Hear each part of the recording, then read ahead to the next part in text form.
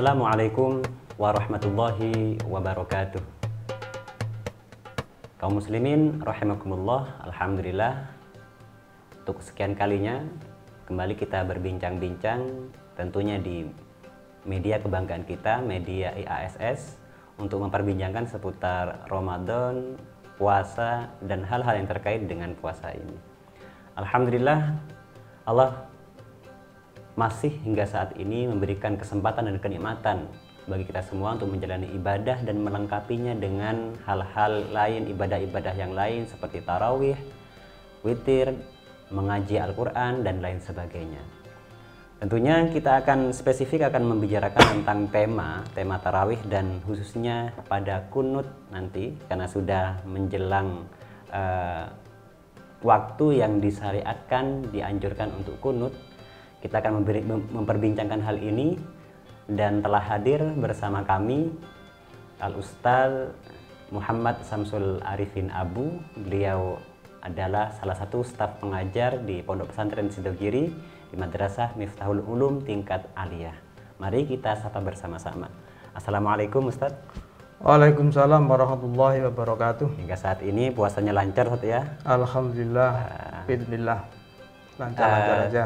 Sesuai dengan apa yang ada di benak kami tentang kunut ini, apakah memang kunut itu dianjurkan sesuai dengan amaliyah Nabi ataupun sahabat? Kalau memang ada, seperti apa dasarnya kira-kira? Baiklah, bismillahirrahmanirrahim. Jadi untuk menjawab pertanyaan tentang kunut atau dasar dari kunut, apakah memang ini al-warid dari Nabi atau dari sahabat, pertama akan saya sampaikan bahwa memang kunut ini yang ada khususnya di bulan Ramadan adalah kunut witir maksudnya ya. Jadi yang dimaksudkan adalah kunut pada waktu sholat witir di bulan Ramadan khususnya adalah menurut riwayat yang masyhur di dalam madhab Asy-Syafi'i adalah riwayat yang khususnya dari sahabat Umar ibn Khattab radhiyallahu anhu, di mana sejak saat itu termasuk juga taraweh. Jadi dalam madhab Syafi'i yang masyhur dalilnya adalah dimulai pada masa pemerintahan sahabat Umar radhiyallahu anhu. Pada waktu itu pernah sahabat Umar memerintahkan sahabat siapa namanya, Ubay bin Ka'ab, untuk menjadi imam pada bulan Ramadan penuh ya. Akan tapi pada waktu di separuh akhir, di 10 terakhir, sahabat Ubay bin Ka'ab ini tidak hadir di di jamaah. Jadi sehingga ada sahabat yang mengatakan, sebagian sahabat anggap abiko Ubay bin Ka'ab ya, jadi anggap namanya minggat atau mungkin bahasa kabur ya, dan tidak ngimami karena mungkin tidak ada kunut pada waktu itu, tidak dilakukan kunut. Akan tapi kemudian sahabat beralih pada sahabat bermakmum pada Mu'ad bin Jabal. Beliau melakukan kunut ternyata. Jadi di separuh terakhir itu dilakukan kunut, khususnya di waktu witir, di rakaat terakhir pada waktu sholat witir. Riwayat ini juga disampaikan oleh Imam Asy-Syafi'i, Imam Ahmad ya, terus Imam Malik, kecuali Imam Abu Hanifah. Kalau menurut Imam Abu Hanifah justru kunut ini di witir dilakukan seterusnya sejak awal Ramadan. Sejak awal Ramadan. Bahkan ada keterangan 1 tahun. Jadi setiap witir maka juga disunatkan kunut kalau menurut mazhab Abu Hanifah. Jadi fisanah katanya itu. Jadi mengenai artinya secara umum, jadi mengenai kesunahan kunut ini memang di dalam mazhab itu ada khilaf ya. Ada yang kalau mazhab kita al-masyhur dari mazhab Syafi'i adalah dari separuh akhir bulan Ramadan, Kalau menurut Abu Hanifah justru as-sanah kullah berarti ya. As-sanah kullah. Setiap kali melakukan sholat witir, Setiap kali di melakukan terakhir, sholat witir di rakaat terakhir disunatkan melakukan kunut. Itulah ya mazhab Abu Hanifah. Kemudian mohon maaf memotong, berarti dasarnya memang adalah amaliyah dari para amaliyah sahabat dari ya, sahabat yang di mana dijadikan pijakan dijadikan sebagai pijakan hukum oleh ahlu sunnah, termasuk ini apa namanya mengamalkan dari hadis Nabi bisunnati wa sunnatil khulafaur rasyidin, apa sebelumnya itu alaikum bisunnati wa sunnatil khulafaur rasyidin al-mahdiyyin. Jadi sekalipun mungkin pada masa Nabi tidak dilakukan kunut pada saat witir di bulan Ramadan, akan tapi karena berdasarkan sunnah khulafaur rasyidin khususnya sahabat Umar bin Khattab, kemudian ini yang dilakukan oleh ahlu sunnah golongan kita sampai saat ini. Kemudian mengenai, jadi memang ada, kalau saya lihat dalil naklinya mengenai khilafnya, karena sudah memang dari ada khilaf, jadi tidak perlu mungkin dalil nakli, dalil aklinya maksudnya. Secara akal mungkin ya tidak perlu diberi penjelasan secara akal, dari ulama saja sudah ada khilaf berdasarkan dalil tadi itu. Tidak perlu diperdebatkan lagi. Tidak perlu diperdebatkan lagi. Artinya silahkan bagi yang mau mengikuti sahabat Umar, jadi melakukan kunut mulai separuh akhir ya. Kalau dari Imam Abu Hanifah, dari sahabat yang lainnya adalah bahkan 1 tahun penuh. Konsekuensi kalau tidak melaksanakan kunut? Ya, karena kunut ini adalah bagian dari sunat abad sholat, jadi yang dimana artinya sunat abad itu jika ditinggalkan maka apa namanya harus diganti dengan sujud sahwi pada akhir sholat, ini setelah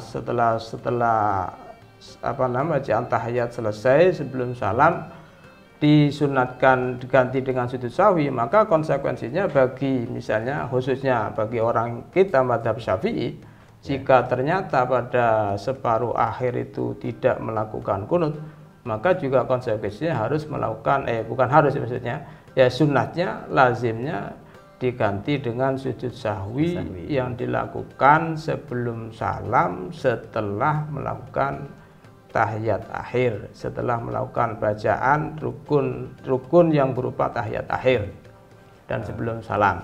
Ya. Begini, ada penjelasan yang pernah kami dengar, setiap doa itu disunahkan untuk mengusap wajah. Apakah juga berlaku ketika kunut ini? Baiklah, jadi pertama sebelum menjawab tentang mengusap wajah pada saat setelah berdoa dari kunut ini, dijelaskan bahwa kunut ini memang artinya adalah doa baik ya. Intinya artinya kunut itu sendiri artinya doa secara baik. harfiah ya, memang doa baik ya. Kemudian mengenai karena mengenai lafadznya juga tidak harus Allah mahdini seperti yang banyak dilakukan itu. Tapi juga bisa pakai ayat-ayat yang isinya adalah doa, juga pakai riwayat yang masyhur dari Sayyidina Umar itu.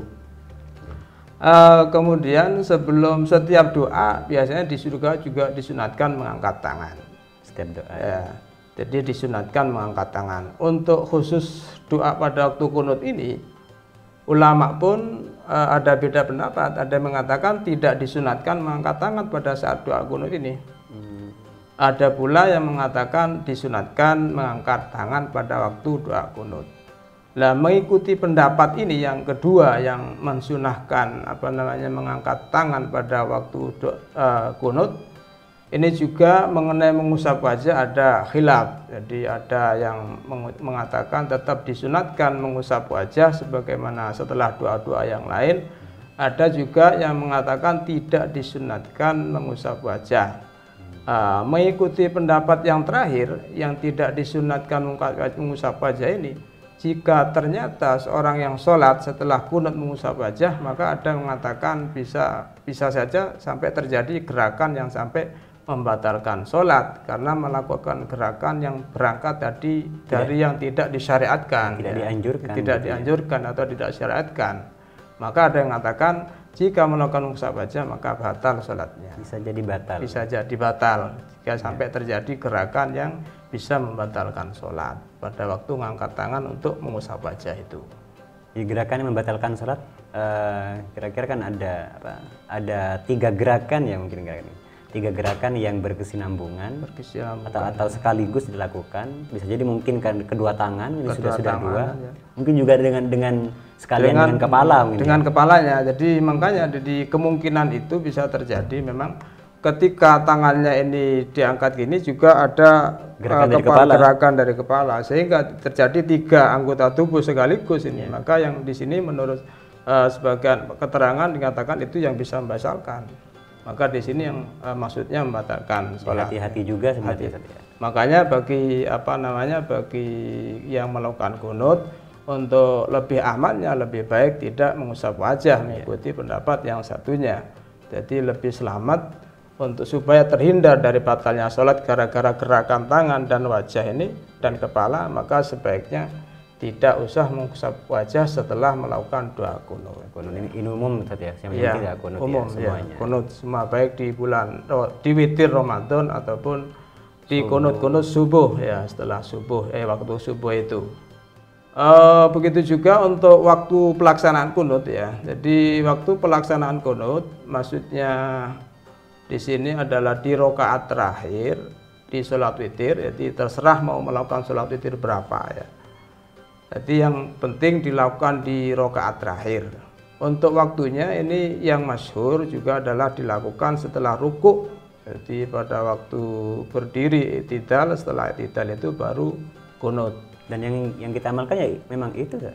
Yang banyak terjadi yang diamalkan ada situ. Tapi juga ada ternyata di antara pendapat itu yang mengatakan boleh juga dilakukan sebelum ruku. Sebelum ruku. Saya kira ketika sujud itu ya. Ini bukan. Bahaya. Jadi sebelum ruku. Jadi setelah baca surat Fatihah, surat sebelum ruku maka bisa melakukan kunut. Tapi intinya tetap dilakukan pada waktu berdiri ya, bukan waktu duduk, tetap waktunya berdiri. Jadi itu adalah kunut. Ya. Biasa. Ini banyak ya versi perbedaan ulama mulai dari kapan pelaksanaan kunut, kemudian di sholat mana saja. Ini tentunya ilmu yang sangat berharga. Al-Fakir sendiri ya ini baru tahu bahwa tentang letaknya kunut itu ternyata masih ada yang sebelum ruku, ada versi pendapat ulama mengatakan seperti itu. Ya.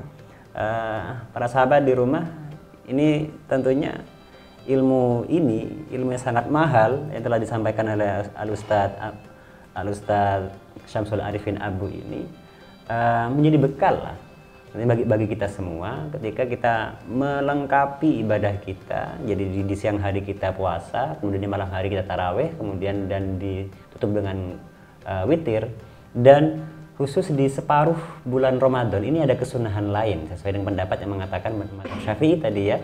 Separuh bulan Ramadan, berarti malam tanggal berapa? Oh ya, jadi pengertian separuh ini mungkin memang kadang ada timbul pertanyaan. Ketika misalnya puasa adalah 29 hari ya.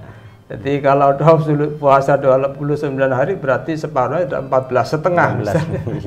Bukan 15 berarti bukan setelah 15, jadi setelah 14,5 berarti. Separuh bulan Ramadan itu adalah di malam tanggal. Jadi pengertian separuh nisful akhir itu adalah katanya ulama, pengertian nisful akhir itu adalah ya separuh terakhir. Awalnya nisful akhir adalah di malam 16. Malam 16. Berarti di malam 16 dianjurkan untuk melaksanakan kunut di akhir witir.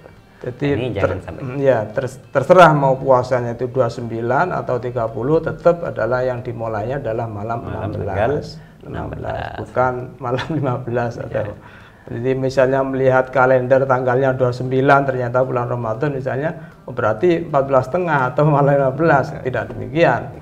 Tetap pengertian nisful akhir, awal nisful akhir menurut ulama adalah malam 16.